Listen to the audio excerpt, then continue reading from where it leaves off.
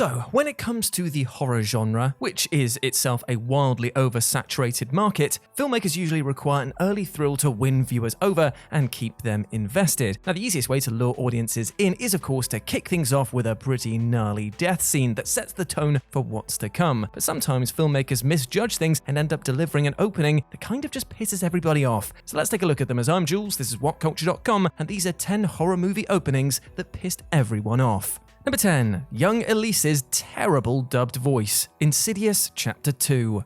Insidious Chapter 2 is a thoroughly, mediocre and unforgettable sequel to James Wan's original hit, and fittingly left viewers wincing with embarrassment from its very first scene. The sequel kicks off with a flashback set in 1986, where we're introduced to a younger version of demonologist Elise Rayner, except one makes a rather awkward, misguided decision to have the older actress dub over the younger's dialogue, resulting in an elderly woman's voice coming out of this younger version's mouth. One claims that he did this to help get the original's presence in the film from the very beginning, but ultimately it comes off as goofy and distracting. As much as we all love Lynn Shay, who played the original, this let viewers know from the jump that they were in for a creatively dubious sequel. Number 9. It's not found footage. Book of Shadows Blair Witch 2.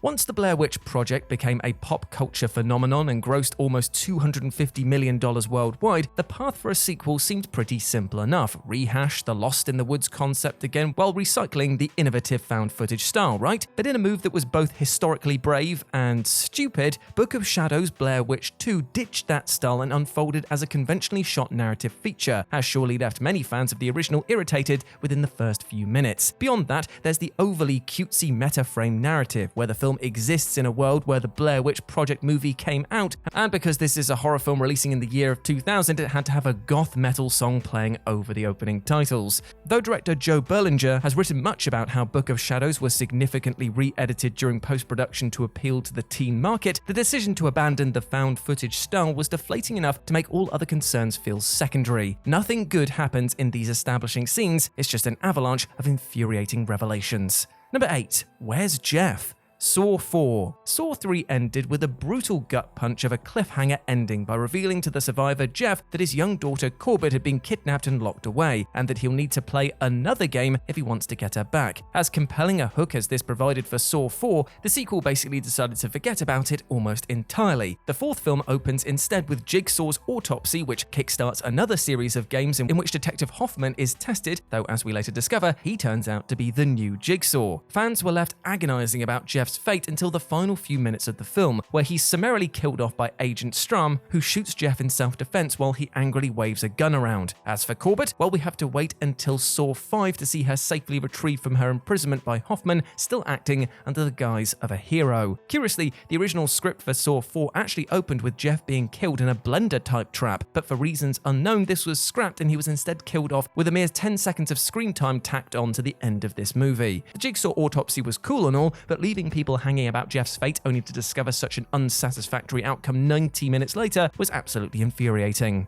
Number 7. Half of the Halloween movies. More than any other franchise, Halloween made an absolute art out of pissing off its own fans, enough that it's a genuine surprise that the series still has any to speak of. Halloween 3 started with getting rid of Michael Myers altogether for a standalone tale. The fifth film conveniently ignored Jamie Lloyd apparently inheriting Michael's murderous tendencies at the end of the previous film, and the sixth movie began by killing off an older Jamie. But you know what, we're just getting started here. The eighth film, Halloween Resurrection, infamously retconned Michael's death in the previous sequel, and then proceeded to kill off franchise heroine Laurie Strode in lousy fashion, doing enough damage to the continuity that 2018's Halloween just opted to ignore all of the sequels. And this isn't to forget Rob Zombie's 2007 Halloween reboot either, which kicked off with a scene of redneck familial strife so obnoxiously loud and vulgar that you couldn't be blamed for just turning off the movie then and there. Number 6. KRISTEN gets recast. A Nightmare on Elm Street 4, The Dream Master. A Nightmare on Elm Street 3 Dream Warriors is practically miraculous as horror threequels go, and is largely accepted to be one of the series' better entries despite its many flaws. One of the chief reasons for this was a riveting performance by a young Patricia Arquette as protagonist Kristen Parker, a capable psychic who helps fend Freddy Krueger off. Kristen survived the event of the film and was widely expected to return for the fourth film, The Dream Master, only for fans to be bamboozled entirely with the character suddenly being recast. In the film's opening scene, we see that Kristen is no longer played by Arquette, who had been trying to transition into more serious acting and turned down an offer to return, with the new actress here Tuesday Knight. Now there's no shade against Knight, who does a totally fine job in the role, but Arquette did such a wonderful job in Dream Warriors that it was a real shame not to see her back for the sequel. Knight never quite forged the same connection with the audience, and so we felt less when KRISTEN died later on in the movie. Number 5. Jason's new form. Jason Goes to Hell, The Final Friday. The 9th and apparently final Friday the 13th film actually begins quite promisingly for a hot minute before going to hell in an absolute handbasket in record time. The opening scene initially seems to be a pretty typical Friday the 13th intro, with Jason Voorhees stalking a scantily clad young woman until it's revealed that the woman is actually an undercover agent and part of an FBI sting intended to end Jason once and for all. The scene ends with Jason being blown to bits by the might of the FBI, after which his remains are taken to the morgue and things get weird in the worst possible ways. The coroner notices that Jason's heart is still beating and suddenly feels compelled to eat it, allowing Jason to possess the guy and continue his murderous rampage. For one, destroying Jason's traditional form was always going to piss fans off, and then having him live on through possession is just some of the goofiest bullshit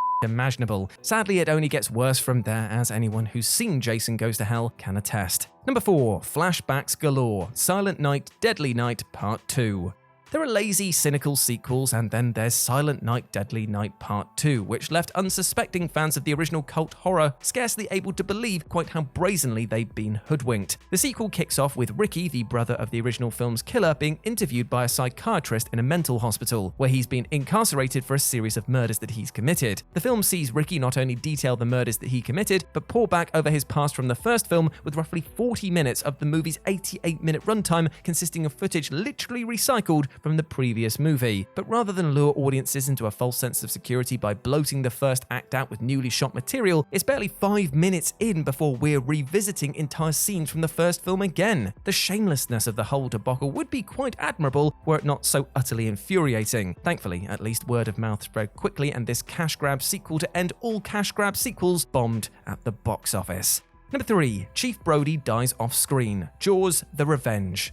The fourth Jaws film, Jaws: The Revenge, is often held up to be one of the worst sequels ever made, and certainly where long-in-the-tooth follow-ups to massively beloved films are concerned. But even before Jaws 4 gets into its hollowingly silly plot about a vengeance-filled shark targeting the remnants of the Brody family, the opening scene reveals that the series' beloved hero has actually died a totally mundane off-screen death. Amity Island's former police chief Martin Brody is confirmed to have died from a heart attack in the opening moments, and a few minutes later his widow Ellen claims that it was the fear of another shark attack which sent him to an early grave. It's horribly unceremonious and a bitterly disappointing end for a much-loved character, and to rub salt in the wound further, his youngest son Sean is then killed by a shark. Yikes. Number 2. Too meta for its own good. Scream 4. As brilliant as the first two Scream movies' openings were, with Scream 3's intro committed the cardinal sin of killing off fan-favorite character Cotton, while also introducing Ghostface's much-maligned ability to mimic voices. Scream 4 clearly bore a weight of responsibility to make up for Scream 3's disappointing opener and deliver something more in step with the first two movies. But Scream 4's pre-title sequence is unfortunately a case of overcorrection and overdoing the series' signature meta-ness to the point that it becomes rather obnoxious, while actively undermining the stakes of what we're actually watching. The film opens with two young women being killed by Ghostface in typical fashion, before it's revealed that we're actually watching the start of Stab 6, with two friends then discussing the state of modern horror films. But in a double fake-out, one character then stabs another, revealing that we're actually watching a film within a film and that this is the start of Stab 7. We then finally meet the first real victims of Scream 4, Jenny and Marnie, in what's ultimately a pretty standard fare opening for the series. But considering the two previous fake-outs, many had limited investment in the fates of Jenny and Marnie for fear that it was just going to be another meta rug pull. Thankfully, the most recent fifth Scream film opted for a back-to-basics approach that lovingly homaged the original while offering its own contemporary twist.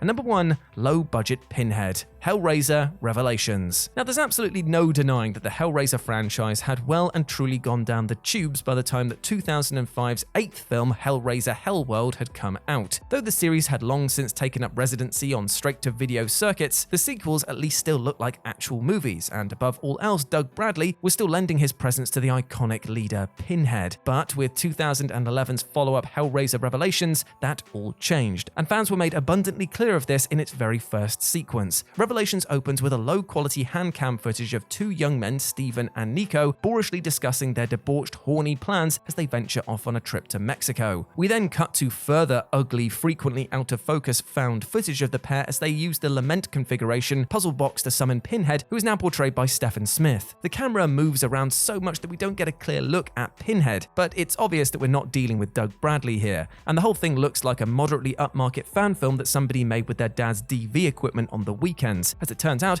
Hellraiser Revelations was made by Dimension Films for a mere $300,000 in order to keep hold of the franchise's rights. As a result, there is nothing artistic about this film. It is a purely cynical, business-minded calculation. For anyone who wasn't keeping up with the production's troubles and simply wanted to see the new Hellraiser movie, these opening 4 minutes came as quite the rude awakening. At least I guess it created a franchise nadir so execrable that no future Hellraiser movie will ever get anywhere close. And there we go, my friends. Those were 10 horror movie openings that pissed everybody off. I hope that you enjoyed that, and please let me know what you thought about it down in the comments section below. As always, I've been Jules. You can go follow me over on Twitter at RetroJ with a 0, or you can swing by Live and Let's Dice, where I do all of my streaming outside of work, and it'd be great to see you over there. But before I go, I just want to end things in a way that was different to how these movies started off, and that's by trying not to piss you off, by trying to remind you to be kind to yourself, both physically and mentally, my friend, because you deserve all of the best things in life, all right? And do not let anyone or anything else tell you otherwise.